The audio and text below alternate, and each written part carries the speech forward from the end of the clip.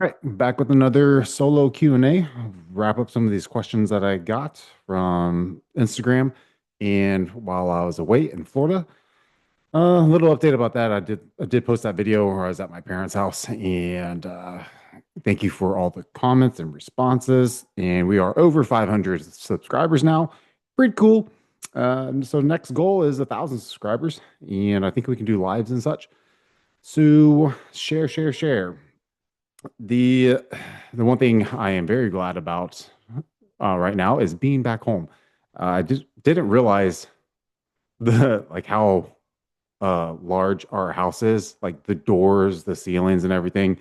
Whenever I went back home to the Florida homes, like uh, I think my parents' whole house was built in the early 2000s, so or maybe in 1990s. No, early 2000s. I don't know, one of those. But everything was a lot smaller and shorter. Like we came back and we were gone for like 10 days. And it's like one of those things where you've been gone for a while. You're like, man, like I'm really blessed to have this house, you know? It uh it gives me a better perception coming back. But I'm not the biggest fan of traveling, especially driving. We drove, so that's like 16 hours of driving back and forth. We did stop each time at a hotel while traveling with kids. So if you go on my Instagram, I got some photos of some of the gym workouts, sick pumps, and one of the gyms just sucked. So I didn't post anything. They had two broken down treadmills. The AC didn't work, which is fine with me. And then they had a Peloton and an elliptical and then some weights and stuff. So me waking up at like 4 a.m., I am down at the gym early. So that one particular hotel, which was very nice, is like Victorian style and in Tallahassee. But the gym didn't open till like 7. So luckily the lady was cool with me. She gave me the gym card and I just gave it back to her before 7. So before her shift change. And it was all good. But the other gym, sick. They had a good gym, a good indoor pool and all that stuff over in Panama. No, Pensacola, Florida. So, but I'm glad to be back in Texas. I didn't realize how terrible I-75 traffic was in Florida. It is terrible. And since I was growing up there and like I haven't been back driving really, and it just, man, like people say Houston and like Texas traffic is that bad. It's real, not really, man. You have like 5 lanes or 6 lanes, but you have like merging lanes from other roads all at the same time. I think that's what makes it bad, but it doesn't compare to people going 50 miles an hour on I-75 in the fast lane, and the slow lane is moving faster, but there's no reason for them to like no one's in front of them. There's no wreck, and there's no car broken down, there's no cop pulled over. They just drive slowly. So I'm super glad to be back, and kids did well in the car, and they did probably better than me. We did a lot of pee breaks because I drink a lot of sodas, and I ate a lot of David bars, which, by the way, man, if you eat, I ate like I think it 3 or 4 David bars, and maybe one Quest bar, and I drink a lot of caffeine. I mean, a lot. We'd stop at gas stations and I'd search for certain drinks. Other than that, it would always be Monsters, Zeros. But yeah, dude, it's the same effect as Orange Ruffy. So won't be doing that again. But I did save on some calories since I wasn't really moving that much. And I got to keep everything tight, you know. But let's get back into the questions, right? So that's my update back home. Do my thing. The first question I want to address is about the new food pyramid. So the new food guideline is really what I like to call it. And we know we have RFK in the office, and he has a mindset of health and fitness. So I don't agree with everything that he promotes, but this on one hand I find to be particularly interesting because I grew up with it flipped over around the other way. I'm not sure why the pyramid is the way it is on this one. I kind of get it because it's going from more to less, but it's not a food pyramid anymore. So I don't know why they're calling it food pyramid. It should be dietary guideline like this one. So, but then we had the plate, which I think Michelle Obama came out with, which was terrible. But this one, So like what we look up here, what I really, really like about it is the fact that we are focusing on whole foods, right? So I don't know where the I didn't prepare for this, guys. I'm sorry. I just do these unedited on the fly. So like, you have like each section written out with more guidelines and kind of what they recommend. Now, from what I was reading, it does give a good variance rather than a straight up number. Like they do have a variance for sodium intake, and we'll get to that in a second. But at the very beginning, right here, we have healthy whole food, protein, dairy, and fats, right? And then fruit and vegetables, all in the same line. So what I really like about this one is that they are promoting the meats heavily, right? Versus before it was the grains. Okay, so I think this is a better indication of like what was on going on before. So I would say what the biggest thing that stood out to me, besides all the, having the whole foods, the fruits, the veggies, the healthy fats, I would say, first of all, Jordan Rubin, he's the creator of Garden of Life. He sold that. Now he's co-owner of Ancient Nutrition. He started that company with the multi-collagen protein. And he's a big advocate of saturated fats. He's like 20 eggs a day, legitly 20 eggs a day.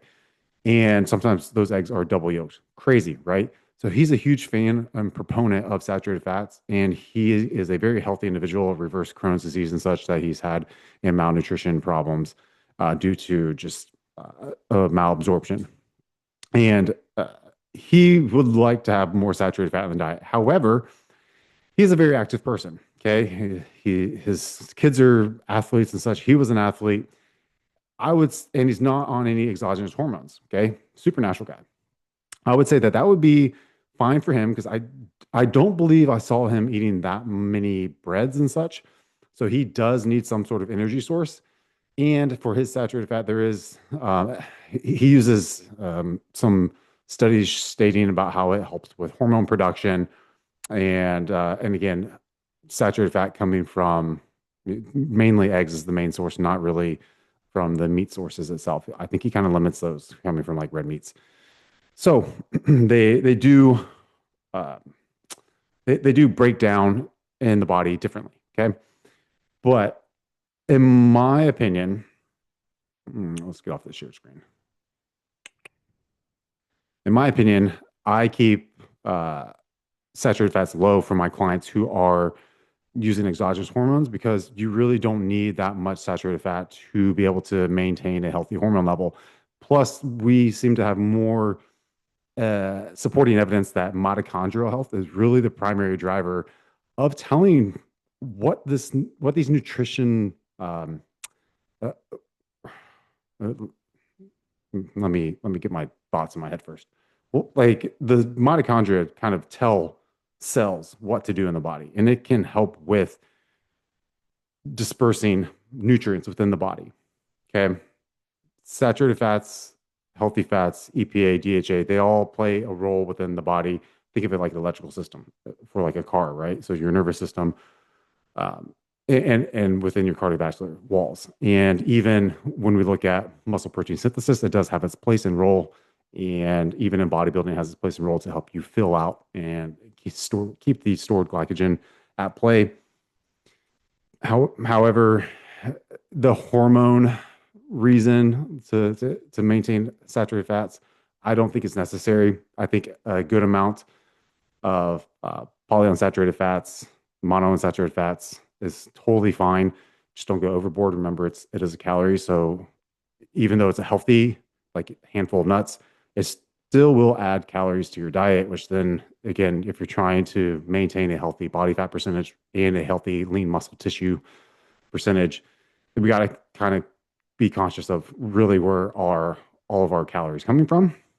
But exogenous hormones, testosterone that we're using, again, we don't need all the extra saturated fats. And cholesterol, I'm pretty sure that the food pyramid did state something about cholesterol, and maybe I read it from someone's post, but it's not like we don't understand it that well. We think we do, or we think we did, then we didn't, then we think we did, and then we didn't. Ratios are typically looked at more, and then we have ApoB, ApoA. We have other markers to look for within the cardiovascular system, especially like with plaque buildup and hard plaque versus soft plaque. So, uh, cholesterol still unknown. We have ranges that we see for clients, myself, and other people. We see ranges in our blood work, and that's kind of like what tells us what our trends are and when we felt the most healthy, when we didn't feel healthy, and then that can kind of give us an idea of where our ranges should be for our particular body. So, especially for competitive fitness uh, enthusiasts who are using hormones, your HDL typically going to be dropped more often, but that's just really because you don't need that much HDL, especially if your LDL is low. You don't need more cooks in the kitchen, right? Um, you don't need more. Uh, you don't need more people waiting for Ubers if you don't have that many Ubers and everyone else has a car. So, uh, yeah. All right. I think that pretty much hits it on the fats, my point across. Like, again, fats, I would just keep moderate. I wouldn't really go overboard on them. Proteins, fruits, veggies, keep everything mobile in your GI tract. Uh, keep the antioxidants in your body, wide variety of antioxidants. And also, the one thing that I like about the antioxidants and the variety of fruits and veggies, eat in the season, whole foods and such, uh, it's going to help if you are taking any type of peptides for mitochondrial health, because the last thing we want is a lot of ROS in the body, and we need to control that. So, too much is a bad thing, and we can start to see adverse effects. So, taking MOTS-C, SS31, um, I mean, NAD plus, glutathione, a lot of things that we do for mitochondrial health and overall controlling inflammatory markers.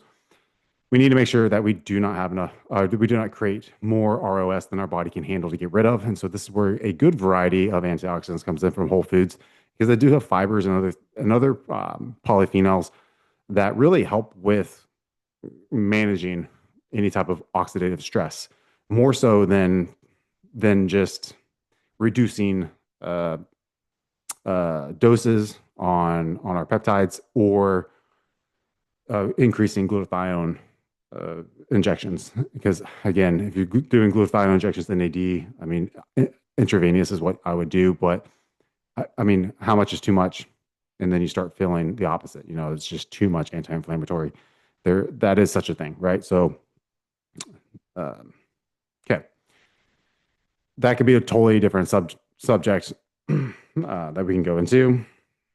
And again, I try to keep it super simple for everybody. I think the more simple, the better. And if I can speaking it on here, typically my 8-year-old son and my 6-year-old son can grasp it and regurgitate everything I said. I like how he has some butter on here. Butter, don't be scared of butter, has natural butyric acid in it. And then at the very bottom, we have the whole grains.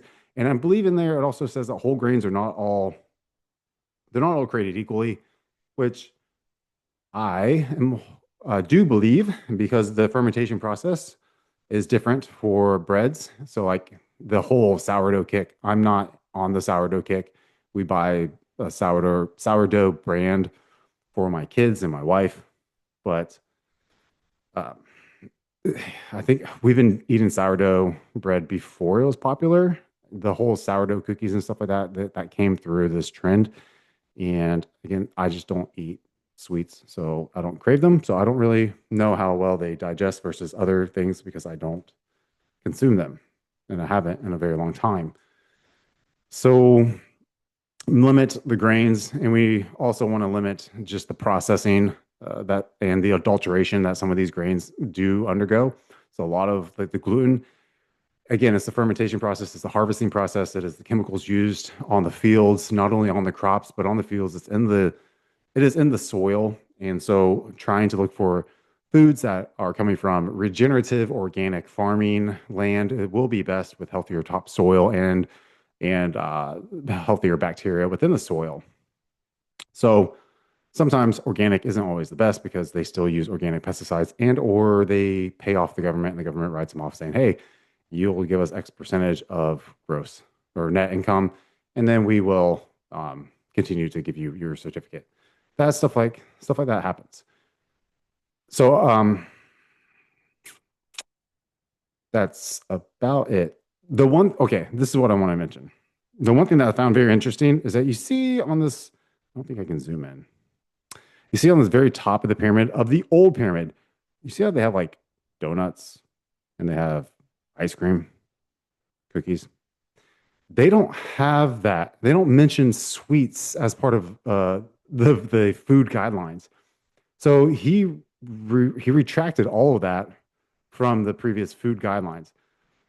It makes sense, right? Because he does mention something about limiting added sugars, because even cane sugar, raw cane sugar, it's still going to be having an impact on your blood sugar and insulin. And if you're not using it for athletic purposes and performance purposes, you really don't need that much, right? You really don't need that much added sugar. It can increase your your risk for diabetes, and which can lead down to other cardiovascular disease, high blood pressure, even spark some dopamine addictions. And we don't want that. We want to manage that. So, but he took out those pastries, ice creams, donuts, because typically they're not sugar. They are fats, right?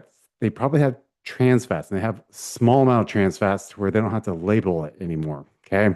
So he's not only getting rid of something that's like sugar, sweets, but it's also sweets and fat with zero protein. So I thought that was very unique. I didn't see anybody point that out from on like LinkedIn and Instagram and all that stuff. Maybe there, maybe there are people that point it out. You can send me a video in the comments of someone that's pointed that out. But I think that is something to look at. And I don't, is this alcohol? I don't know if this is alcohol. But the other thing about the sodium, they do recommend more sodium if you're sweating, if you're an athlete. Again, I've told you before, I consume 8 to 10 grams of sodium a day. Train twice a day. I sweat a lot. And I know I'm in a hoodie. I'm not cold because I have a hoodie on. I'm not cold. I just like having a specific temperature. So someone made a comment. They're like, "You cold, bro?" I'm like, "Nah, man. Got a hoodie on. The hoodie keeps you warm. I'd be cold if I didn't have a hoodie and it was cold, you know?" All right. Anyways, that is that on the food thing. All right.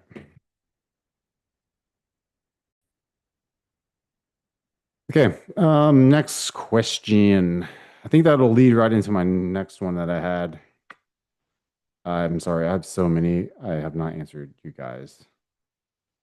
Where did it go?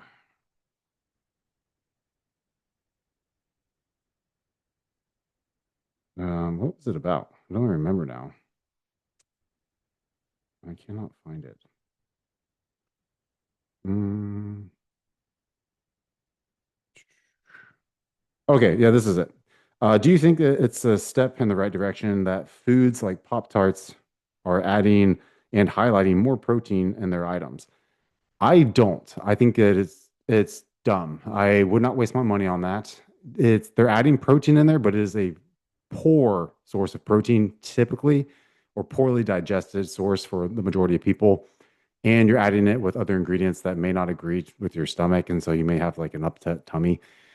I would just, if you're really, dude, if you really want a Pop Tart, because I know the Pop Tart, I'm not talking about legendary brand where they do like the like Quest bars stuff. I'm talking like just regular Pop Tart brand. They have a more protein. Now, I haven't personally looked at it unwrapped. I'm not going to waste my money on it and support that crap. But either they may have changed the serving size, serving like grams per half a Pop Tart or a full Pop Tart or two Pop Tarts. They may have added like a wheat protein or a milk casein protein. Um, the, or a soy protein or a pea protein. That's usually what they do when they start adding these proteins. When these large companies, they want to increase their profit margin and they put in the lowest quality of protein ever. Just if you're really some reason you need to add in dirty foods because you need to add calories in, just go with the regular food and then you add in a high quality protein source. And that can come from a whole food source, whether you want it to be from beef jerky or egg whites. Like if you want to buy hard boiled eggs and just toss the yolk and eat the egg whites, some messed up farts right there. You can do a whey protein isolate, is what I'd recommend. Always recommend a whey protein isolate. If you're on the go, I would look for the least offensive ready to drink protein out there. I would stay away from that MRE stuff. I don't know what they're putting in there. I don't like they in their powder, at least they claim they have salmon protein, which their price point just doesn't make sense for that. So uh, I would just get whatever food you want and then add the protein. You're buying such a poor quality protein, man. Just don't waste your money on that crap. So no, and I do not even buy it for my kids. I bought uh, a Cheerios, uh, cookies and cream Cheerios, and it had protein on it. I didn't notice it until I got back home, but the kids like it, so I'll give it to them anyways. I haven't even looked to see what type of protein it is. I don't know. They're kids, right? 6 and 8. It doesn't matter. It doesn't really matter. Okay. Next question. Do you track health markers with any tech? If so, what would be most valuable to track? I do not wear any tech items. The only thing I track is steps with my phone, and that's if I have my phone in my pocket as I'm walking. It'll track strides. So if there's some sort of gait pattern, it'll track it. It doesn't do GPS. I don't wear any type of watch or ring or anything. I mean, we're I'm not I'm not like a conspiracy theorist. I'm not crazy. Like I'm not like wearing the tinfoil hat so I can avoid EMF, but we do want to limit some of these things, right? So it's kind of hypocritical that these people that are like saying microplastics and all these things that are destroying us, yet they're out there wearing, they have a smartwatch, smartphone on them, or a ring and like smart sunglasses on now or something. And then they're in their car with the 5G internet on in the car. Like it's just, there's so many different tech devices now that are sending off EMF waves. It, it- are you not, are you not calculating that in your whole like longevity protocols that you're out there spouting to people? I really, to each their own, but I just think that it's funny that you have zealots out there that preach one thing, but then they go totally opposite on something else. We all have our vices, but that's not a vice, man. That's just kind of like, what are you even doing with all the data? Like in labs, we use data for a specific reason. In the sports labs for physiology and kinesiology at UF, we used it for specific reasons to find out um, how hard does a football player hit, right? Whenever he tackles somebody, how to increase a spin on a baseball and make it curve at a better create like a better vortex curvature. I forgot what it's called. But, things like that. How to really like where to hit the ball. If it's a curveball, where do you want to hit the ball on a bat to place it in a specific spot on the field? Things like that. Like we want like that. We're measuring stuff like that. Um, the other things we have ergonomic bikes and such, so we want to test VO2 max and see how these athletes perform. But we're not the things that I was involved in. We were not doing. Oh, like if I do 10 reps or 5 sets of 10 reps on leg extension, and then I go and I have milk. What's my MPS peak at? And versus if I do the same thing, but I have chicken, like, or something, it's usually like something fattier. So it's like something that has like zero fat, like skim milk versus something that's fattier and slower to digest. You want to see the different peaks and how long it stays in your bloodstream for the amino acids to see, hey, which one might grow muscle faster. But there's so many other variables like calories, for example, uh, absorption. So a higher absorption rate. That's why we don't want to have a lot of fats post workout. Keep it very, very minimal, and then have another meal a little bit later on. And that means more calories, which means longer MPS. and amino acids streaming through your bloodstream, and possibly better for muscle growth. So if you're wanting muscle growth, right, versus performance output while maintaining a healthy body fat range, and you don't want to like increase muscle mass because it's going to weigh you down more for whatever specific sport that you're doing, especially like in Olympics, very sport specific. So I do not wear those tech things. I think you start giving yourself all this data, you don't know what to do with it, and then now you start like you're trying to track your HRV, your sleep, and all these other things. Like, why did I get poor sleep tonight? Oh no, like my whole protocol. I have to readjust my whole protocol. Well, like those things are so inaccurate. It's even if you're consistent with the inconsistency, like consistent with the inaccuracy, it doesn't matter. Like, what do you like? What's the purpose of it? You know what I mean? You're gonna do like things change in life. Like the one thing that I noticed is that I cannot keep uh, all variables out of my life. If you're able to, then you have a very boring life, and you might not have found your purpose. Which there's a question about this. Um, but like if you have kids, you have responsibilities, you have a job, you're not gonna be able to control that. If you're out there driving in traffic, you're not gonna be able to control that. If you're in the store, you're not gonna be able to control it. You can't control other people's actions that cause a reaction to your um, lifestyle of living. So there are disruptions out there, and all those things impact stress on your body and can impact your readings on all of those systems. So you're going to be stressed out more that you didn't get a sleep 10 out of 10 or whatever. I don't even know those.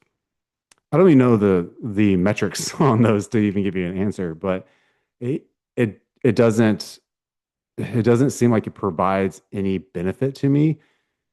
I would just rather continue to train, go based on recovery and like how I feel, my performance in the gym, based on rep ranges, intensity output. A lot of intensity is what I focus on. Had to get something to drink.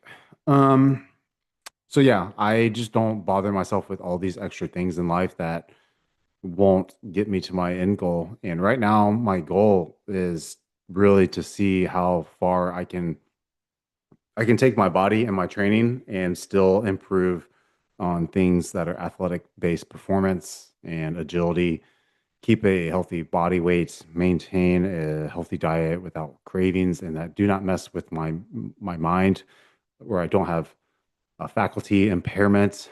I have well enough sleep that it doesn't impair anything else in my life. I'm able to do my job successfully, talk to people successfully, educate them, raise my kids, and have a relationship with my spouse. Those are all the things that I look into. And if something is off, then I got to look and see what I'm doing. But so far, having the peptides in my regimen, that's something like. I can't track on all those devices. Um, because I don't trust how they're tracking. Everyone's so different, and you can't have all those variables for everyone that's different. Like how do you, like again, I don't know how they work, but I can assume that for tracking your sleep, me moving around or having to go up to go pee will affect that number. But how does it really know that I'm in deep sleep without any type of connectors and electrodes that are on my brain? Right? Like you're not going to go into a neurology department in any type of hospital and you have brain damage. They're not going to be like, oh, let's just put this aura ring on him and let's see what it says. Yeah, I don't get it. Like we're not using the aura ring in ICUs. If we start using these things in the ICU floor for recovery and trauma, like surgery and trauma ICUs, then okay, I can see where this is going, but we do not use that. A lot of things are hooked up to the body. Okay. It has to. None of this Bluetooth crap. And I don't care what you see on Grey's Anatomy. Like that's not real. Uh, so yeah, I wouldn't bother, man. I wouldn't. I mean, how is it going to make your life any different knowing your HRV or knowing you had a level 6 versus a 7 out of sleep? Like, is a six that much more detrimental? But what if you got a five and you felt great waking up, and then all of a sudden you look at it and you're like, man, I got a five. Now I feel like crap. Like your brain automatically takes over and says you feel like crap. Um, so I mean, we even get blood work, and I don't base my whole life on blood work either because, again, man, like chronic inflammation can show up on inflammatory markers can show up highlighted and high on these blood work panels if you have heart disease versus a bad night of sleep, or if you have a cold versus a meningitis. Like, so CRP can mean a lot of things. Now we have other tests that look deeper into the body, but you guys aren't getting those tests. Like some of those tests you can't get on your regular like private MD or Merrick. You can't get them on those. You have to go to a specific specialist to get those ICD-10 codes. All right. Let me just do one more question. Okay. We got some anabolic questions in here. Let me do one for this person. Sorry. This dude from Instagram asked, his insulin's 12.6, A1C 5, glucose 80. Can I start HGH to IU? First of all, like if that's a fasted insulin, I do not like fasted insulin that high. I would prefer it to be around 5, 4, 5, 6. 5 would be my preferred. Your A1C, I like it to be like 4.8. And glucose 80 is fine. Again, I would prefer 75, 70 to 75. You can start 2 IUs. Like, I mean, it's a longevity thing, but I think you got to get your diet right or sleep or um, usually your diet when it comes to like your insulin resistance, it's maybe the timing of your food or your stress levels while you're eating the food. Sleep before the test has a big role in insulin and fasted insulin. Did you intake anything, like like flavor additives before the test that you got? Um, there's a lot of things that can impact fasted insulin. I would maybe get it retested and see what you are, and you can start 2 IUs. I would do it at night before going to bed, but make sure, like with that, I would just make sure that your meals, your last meal before going to bed, it's minimal on carbs. Let's try to get your body to have carbs around your workouts. Um, you didn't put your cortisol in here, but like in the morning, carbohydrates, like a quick acting carb, can help with reducing morning cortisol, which can be helpful if you're not doing fasted cardio. So like what I would prefer is like fasted cardio and then have some protein and some sort of glucose and get your day started. Drop that cortisol after your training, and then push all the carbs toward your um, toward the beginning of the day and middle of the day. If you train at night, just have carbs your pre-workout and don't have it post-workout. Your carbs are still being stored as glycogen that you ate that day. You're using your glycogen stores from previous days. And I don't know your body fat percentage and stuff. I didn't check your profile, but I would just get those numbers down first, in my opinion, and you might have a better success with the growth hormone if you decide to go up higher to like 4 IUs. 2 IUs is longevity. That's what I use. I'm very sensitive to it though. So I do always recommend people starting off with like 1 IU, 2 IU, 3 IU, kind of like titrate up to the dose that you want to. But if you just want to stick at 2 IU, do it before going to bed. You don't have to do it on empty stomach. I mean, if you're doing a sub Q, it takes a few hours to get into your bloodstream. So I just prefer not to have my carbs like let's say I do my injection at I'll do it at 8 p.m. My last carbs before that injection are going to be 7 to 7:30, and it's not going to be that much at night before going to bed. So it's primarily like fruits and or honey or something like that. So that's what I would do. I think that's it. Um, Yeah, I'll leave it there. If you guys like it, drop a comment, leave a like, share it. We're on our way to 1,000 subscribers. And next week, we should have the boys back and talk more about peptides and the Arnold and stuff coming up, some bodybuilding, and answer more of these questions I have. Sorry, guys, I am pretty far behind on this. I will get to it whenever I can. And man, do I feel a little bit autistic not looking at the camera? Oh, freak. All right, guys, have a good one.